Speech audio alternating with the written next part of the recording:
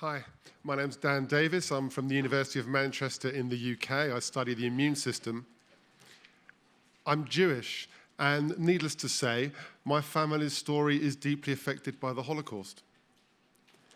So many great tragedies in history, from the slave trade to the Holocaust, has come from a misunderstanding of the differences between people. And I've been thinking about that deeply. What really are the differences between each one of us in this room? Well, we each have about 23,000 genes, the human genome. And by and large, we have exactly the same set of genes, but of course, a small number of these genes differ. Well, what are the genes that are different between each person in this room? Well, you might think that they would be things to do with our hair color, our eye color, and our skin color, but they're not. The genes that vary the most between each person in this room are in our immune system.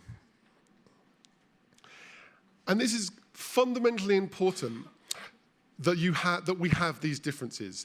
If you were infected with a particular virus and I was infected with the same virus, you might get better in 3 days, I might get better in 4 days. And one of the reasons would be because of the different versions of your immune system genes that allowed you to do better with that particular virus. But crucially, there's no perfection in that system, because a different virus, I might do better and get better in 3 days, you might take a bit longer and get better in 4 days. There's no perfection in the genetic tapestry that connects us all together.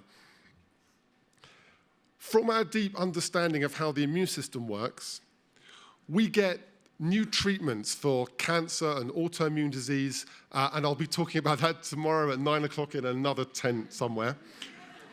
But my big idea for you now is that from this in-depth understanding of the immune system, we see something else deeply profound about who and what we are. And I believe that it is a profoundly deep, fundamental importance of why we are all different, because it's how our species collectively has evolved to survive disease. This is not just poetry or just something gratuitous to make us feel good. This is a fundamental celebration of why we're different. Thank you.